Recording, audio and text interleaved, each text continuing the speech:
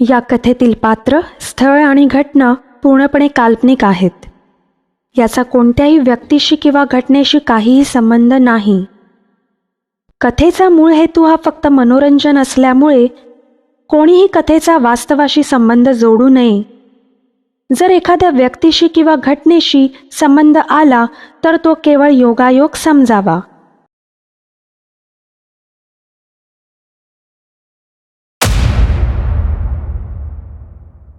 कथा पाणभूत.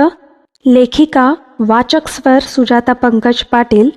भाग 8. दुसरा दिवस उजाडला होता. मी त्याची वाट पाहत कालच्याच बाकावर बसले होते. हाताची घडी आणि डोळे बंद करून मी विचार करत बसले होते. जर परवेज नाही म्हणाला तर, पण जर हो म्हणाला तर, मला काहीही करून आजच हे सगळं बाबांना सांगावं लागेल. बाबा जरी नेहमी मला लग्न लावून द्यायची धमकी देत असले तरीही माझ्या मनाच्या जवळ तेच होते. बाबा मला कधीही कुठल्याच गोष्टीसाठी नाही म्हणाले नाहीत. आई मात्र कदाचित मला नेहमी छोट्या छोट्या गोष्टीवरून हटकत असे. मी 1 तास अगोदरच बागेत त्याची वाट पाहत बसले होते. मी खूप चिंतेत असताना कोणीतरी माझ्या कानाजवळ टिचकी वाजवली. तसं मी दचकून डोळे उघडले. परवेज होता तो, आणि हसतच तो समोरच्या बाकावर बसला. परवेज म्हणाला, कालपासून घरी नाही गेलीस वाटतं, इथेच बसून आहेस. आणि तो अजून हसू लागला. मी मात्र एवढ्या टेन्शन मध्ये असताना हा एवढा टेन्शन फ्री कसा, असा विचार करून रागातच एक कटाक्ष त्याच्याकडे टाकला. माझा रागावलेला चेहरा पाहून तो हाताची घडी घालून तोंडावर बोट ठेवू लागला. माझं सगळं ठरलं असताना कुठून सुरुवात करावी हेच समजत नव्हतं. पण काहीही विचार न करता तो काही बोलण्या अगोदरच मी बोलायला सुरुवात केली. मी म्हणाले, मी आयुष्याकडून जास्त अपेक्षा ठेवल्या नाहीत, पण मला माझ्या आयुष्यात एक अशी व्यक्ती हवी जी नुसती शिकलेली नसेल, आचार विचाराने सुद्धा चांगली असेल. परवेज म्हणाला, मग शोधतील की तुझे आई बाबा असं कोणीतरी? मी म्हणाले, हो नक्कीच शोधतीलही, पण एक गोष्ट मनात लहानपणापासून सलतीये. परवेज म्हणाला, ती काय? मी म्हणाले, माझी आत्या 5 वर्षापूर्वी तिचं लग्न आमच्याच जातीतील एका मुलाशी बाबांनी लावून दिलं. घर चांगलं, माणसं चांगली, मुलगा शिकलेला आणि पैसेवाला. परवेज म्हणाला, त्याचं इथे काय मग? मानसी म्हणाली, मला न टोकता ऐकून घ्याल का? परवेज हातानेच नजरेनच होकार देत चूप राहिला. मी पुढे म्हणाले, माझी आत्या साधी आहे, तिला नटणं वगैरे जमत नाही. बाबांनी तिचं शिक्षण पूर्ण होऊही दिलं नाही. जर बाहेर फिरली असती तर थोडीफार हुशारी आणि दुनियादारी शिकली असती, पण व्हायचं वेगळंच होतं. 9चे 9 दिवस. लवकरच माझे मामा म्हणजे आत्याचे मिस्टर बदलले. 1-2 वर्षातच त्यांनी घर सोडलं आणि माझ्या आत्याला एकटं टाकून दुसरा संसार थाटला. पण माझी आत्या मात्र त्याही परिस्थितीत खंबीर उभी राहिली. सासर काही तिने सोडलं नाही. माझ्या घरचे संस्कारच असे होते की सासर हेच तुझं घर, आता तिथेच मर. हे काही मला पटलंच नाही. इज्जत सांभाळण्यासाठी या सगळ्यांनी फक्त तिचा बळी दिलाय, बाकी काही नाही. आई बाबा माझे असले तरीही मी नेहमी हेच म्हणेन ते चुकीचेच आहेत. यांना काय माहित तिच्या मनाची अवस्था.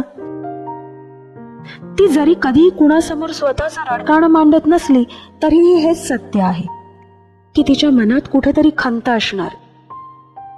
काय चुकलं माझं? मी असं कोणतं पाप केलं होतं जे माझ्या वाट्याला एकटेपण आलं? सगळे तिला म्हणतात की तू काहीच काळजी करू नकोस, आम्ही आहोत. अरे कोण आहे? कोणीच नाहीये. 4 भिंतींच्या आत मी तिचं खरं रूप पाहिलंय, आणि जेव्हा जेव्हा पाहिलंय माझं मन तिळतिळ तुटलंय. तिच्या दुःखात सामील असल्याचं नाटक करत बाकी सगळे तर मस्त आयुष्य जगतायत. माणूस ना स्वभावतच स्वार्थी असतो.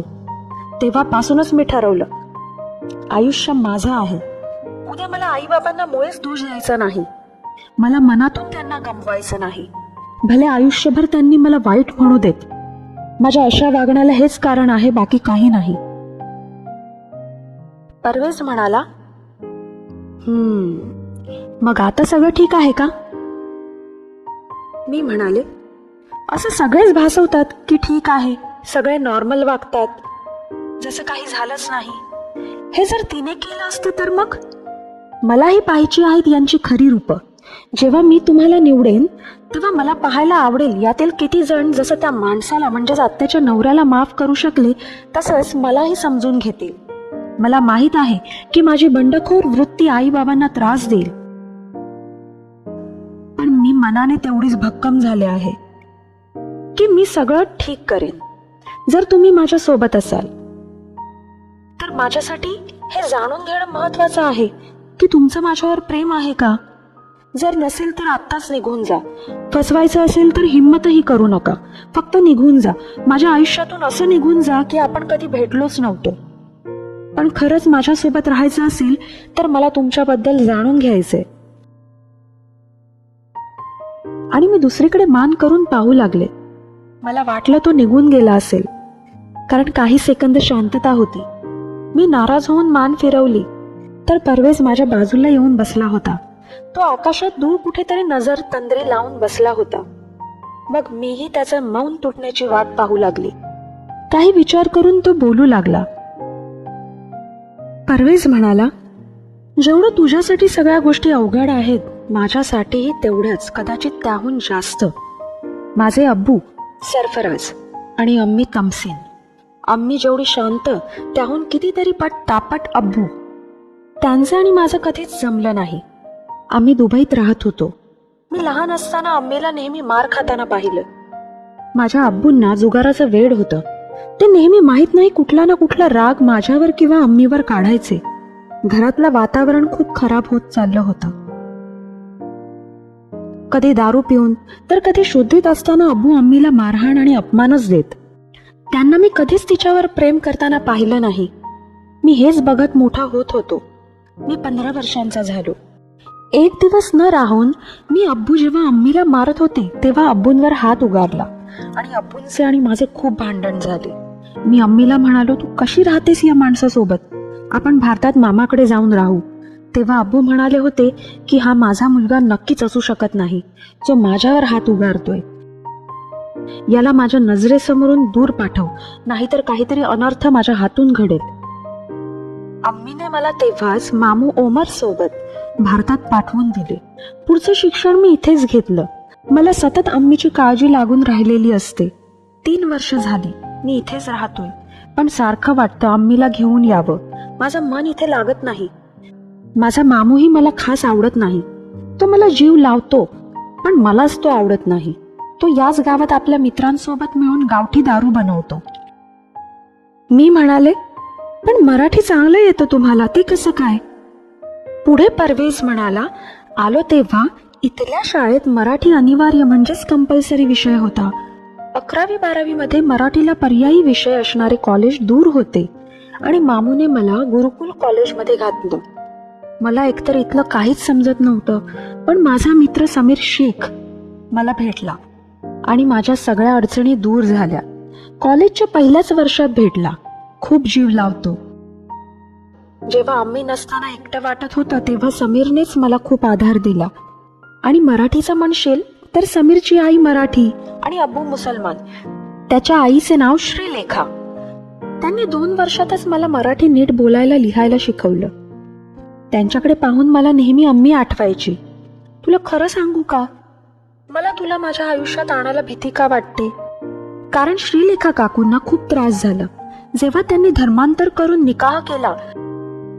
आजच्या जगात आपण जातपात मानत नाही, पण जेव्हा खरंच त्यात आपल्याला राहावं लागतं तेव्हा त्या धर्माशी जुळवताना त्रास हा होतोच. चालीरीती, रूढी परंपरा या पूर्ण वेगळ्या असतात. श्रीलेखा काकूंसारखं तुझं व्हावं ही माझी बिलकुल इच्छा नाही. त्यात माझे अब्बू कसे आहेत हे तुला माहीतच आहे. आपण वेगळं राहायचं ठरवलं तर मला अम्मीपासून वेगळं नाही राहायचं. तिने आयुष्यात आधीच खूप सहन केलं. मला त्यातून तिची मुक्तता करायची आहे. जर आपण लग्न केलंच तर तुला माझ्यासोबत काही वर्ष तरी दुबईत यावं लागेल. मग अम्मीला घेऊनच इथे येऊ. ती काही लगेच इथे यायला तयार होणार नाही, पण मी प्रयत्न सोडणार नाही. मी जेव्हा तिला आपल्याबद्दल सांगेन तेव्हा ती खूप घाबरेल, पण माझी साथ कधीच सोडणार नाही. पण माझे अब्बू या लग्नासाठी कधीच तयार होणार नाहीत, आणि ते नाही सुद्धा झाले तरीही मला काही फरक पडत नाही. तू जर माझ्या आयुष्यात आलीस तर तू माझी जबाबदारी असशील. ज्याप्रमाणे मी माझ्या अम्मीचा विचार करतोय त्याप्रमाणे तुझ्या आईबाबांबद्दलही माझ्या मनात विचार येत आहेत. मानसी, मला वाटतं आपण त्यांना नको दुखवूया. त्यांना हे खरंच पसंत पडणार नाही. मी म्हणाले, मग काय आहे तुमच्या मनात? परवेज पुढे म्हणाला, मानसी, हे बघ, मैत्री ही फार सुंदर गोष्ट आहे, पण प्रेम हे शापित असतं. आपल्या एकत्र येण्याने एकमेकांचे प्रेम तर मिळेल, पण खूप लोकांची नाराजी सुद्धा सहन करावी लागेल. बाकी दुनियेचं मरू दे, पण आपले आई बाबा, त्यांचा द्वेष सहन करशील का? नाही होणार, कधीच नाही. म्हणून तू तुझ्या रास्ते, मी माझ्या रास्ते, असं बोलून त्याने एक उसासा घेतला. त्याच्या मनातलं दुःख समजत होतं. त्याच्या त्या वाक्याने माझ्या डोळ्यात पाणी उभं राहिलं. ते पाहून तो म्हणाला, मानसी, या अश्रूंना सांडू देऊ नकोस, नाहीतर मी कमजोर पडेन. आणि परवेज जाऊ लागला. मी मात्र तो जात असताना त्याला मागून मिठी मारली आणि खरंच तो कमजोर पडला. तो थांबला होता आणि वळून त्याने माझे दोन्ही हात धरून स्वतःच्या डोळ्यांना लावले. कदाचित त्याला त्याच्या तत्वांपेक्षा माझ्या प्रेमाचं मागणं लाख मोलाचं वाटलं होतं. एवढे बोलून मानसीने एक नजर माझ्याकडे पाहिले. मी तिला काहीच न बोलता मानेनेच चल म्हणून सांगितले.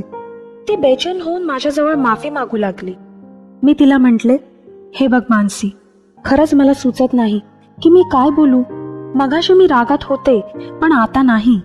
यावर आपण रात्री निवांत बोलू. मी प्राजक्ता काकूंना जेवायला येते असं सांगून आलीये. तूही चल, त्या वाट पाहत असतील. मानसी निमूटपणे माझ्या मागे चालू लागली. आम्ही बस पकडली आणि घरी आलो. पण दारात नेहमीपेक्षा जास्त चपला पाहून मानसी थबकली. दाराबाहेर आई बाबांव्यतिरिक्त 2 बुटांचे जोड आणखी होती. तर बाबा या वेळेत घरी कसे? आणि त्या 2 जोडी बुटांमधून एक जोडी मला ओळखीची का वाटते असं बोलून तिने माझ्याकडे पाहिलं आणि तिच्या काळजात धस्स झालं. ते बूट तिच्या ओळखीच्या व्यक्तीचे होते. माझी वाट न पाहताच ती झरझर आत पळाली. आतील दृश्य पाहून तिच्या हातातली बॅग खाली पडली. मी सुद्धा तिच्या मागोमाग आतमध्ये पळत गेले. मलाही 2 सेकंद घाबरल्यासारखं झालं. समोर सोफ्यावर परवेज आणि त्याचा मित्र समीर बसला होता. बाबा डोक्याला हात लावून बसले होते आणि प्राजक्ता काकू पदर तोंडाशी धरून रडत होत्या. मला पाहताच दोघंही रागात बघू लागले. प्राजक्ता काकू तर मानसीच्या अंगावर धावून आल्या. त्या म्हणाल्या, तूही तेच केलंस जे तिने केलं. तिनेही मला धोका दिला. मी आणि मानसी प्रश्नार्थक मुद्रेने एकमेकांकडे पाहू लागलो. तू माझ्या आयुष्यातली दुसरी गुरुप्रिया आहेस. तिनेही हेच केलं. तू नसूनही पुन्हा एकदा माझ्या आयुष्यात वादळ आणले. हे कुठून तुझ्या डोक्यात आलं? तू परत तिची डायरी वाचलीस ना? कुठे आहे ती? दे लवकर, आज तिचा निकालच लावेन. मानसी घाबरून, आई माझ्याकडे नाही आहे. प्राजक्ता काकू म्हणाल्या, मग कुठे आहे? मानसी म्हणाली, आई ते ते ते मी. प्राजक्ता काकू म्हणाल्या, बोल, लवकर बोल, नाहीतर तुलाही त्या डायरी सोबत आज विहिरीत ढकलून देईन. सोफ्यावर बसलेला परवेज काहीतरी बोलण्याचा प्रयत्न करणार तेवढाच समीर परवेशच्या कानात कुजबुजला. समीर म्हणाला, यार, इथे तर वेगळा सीन आहे. मला वाटलं मामा रागवतील आणि इथे तर मामीच रागवल्यात. परवेज म्हणाला, कोण मामा? समीर म्हणाला, तुझा होणारा सासरा मामाच होईल ना तुझा. परवेज वैतागून म्हणाला, ए तू चुप बसतोस का? आधीच माझे धाबे दणाणलेत. समीर म्हणाला, पण मामी म्हणजे खतरनाकच आहेत. परवेज म्हणाला, तुला माझ्यासोबत आणायलाच नव्हतं पाहिजे. जरा गप्प बस. मी पुढे होऊन प्राजक्ता काकूंना म्हणाले, काकू प्लीज थांबा ना, तिला नका ओरडू. डायरी माझ्याकडे आहे. मला तुम्हाला काहीतरी सांगायचं आहे. मी बॅगेतून डायरी काढत म्हणाले. प्राजक्ता काकू माझ्या हातातील डायरी घेत म्हणाल्या, सारिका, डायरी तुझ्याकडे कशी? मी हिला सांगितलं होतं की डायरीला हात लावू नकोस. त्या मूर्ख गुरुप्रियाच्या प्रेम कविता वाचूनच हिच्या डोक्यात हे खूळ आलं असणार. एवढं बोलून प्राजक्त काकू शिरीष काकांकडे वळून म्हणाल्या, बघा, मी तुम्हाला सांगितलं होतं ना, मला या गावात परत यायचं नव्हतं. तुमच्यामुळे आले मी. या गावाने मला फक्त आणि फक्त अपमान, धोकाच एवढं दिलंय. मानसी म्हणाली, आई, हे तू काय बोलतेस? हे गाव तुझ्या ओळखीचं आहे? प्राजक्त काकू म्हणाल्या, हो, लग्नाआधी मी इथेच राहायचे. हे माझं माहेर आहे. समीर पुन्हा परवेशच्या कानात कुजबुजतो. समीर म्हणाला, हे आणखी काय नवनवीन ऐकायला मिळतंय? सस्पेन्स पे सस्पेन्स. गुरुप्रिया कौन है बे? परवेज म्हणाला, तू चुपतोस का जरा? मलाच माहित नाही. प्राजक्त काकू, ऐका ना जरा, मी पुन्हा मध्ये बोलले. त्यांनी हातानेच मला चूप राहण्याचा इशारा केला. त्या काहीच ऐकून घेत नव्हत्या. त्या डायरी आत घेऊन गेल्या आणि परत बाहेर आल्या. मला त्यांना गुरुप्रियाच्या चिठ्ठीबद्दल आणि एका संदेशवजा कवितेबद्दल सांगायचं होतं, पण वेळ योग्य नव्हती. डायरी काकूंजवळ गेली होती. त्यातील गुपित आता कदाचित गुपितच राहणार. पण सध्या ते महत्वाचं नव्हतं, कारण माणसाच्या घरातला गोंधळ शांत करणं महत्वाचं होतं. प्राजक्त काकू काकांकडे पाहत म्हणाल्या, तुम्ही काही बोलणार आहात की असंच मूग गिळून गप्प राहणार आहात? काका मानसीकडे पाहून म्हणाले, मानसी, माझं काय चुकलं? जी तू एवढी मोठी शिक्षा दिलीस, तू या परवेजवर प्रेम करतेस? हा इथे आला नसता तर मला काहीच समजलं नसतं. काका असं म्हणताच मानसीने रागातच परवेजकडे पाहिलं. परवेज म्हणाला, आजचा दिवसच खराब. परवेजचे हे वाक्य पूर्ण होण्या अगोदरच समीर मानसी आणि काकांकडे पाहून म्हणाला, काय बोलता काका तुम्ही? मानसी, हम आए नहीं है, लाए गए है. हेच आम्हाला घरी घेऊन आलेत. मी म्हणाले, काका प्लीज, तुम्हीच नीट सांगा, तुम्ही या दोघांना घेऊन आलात का इथे?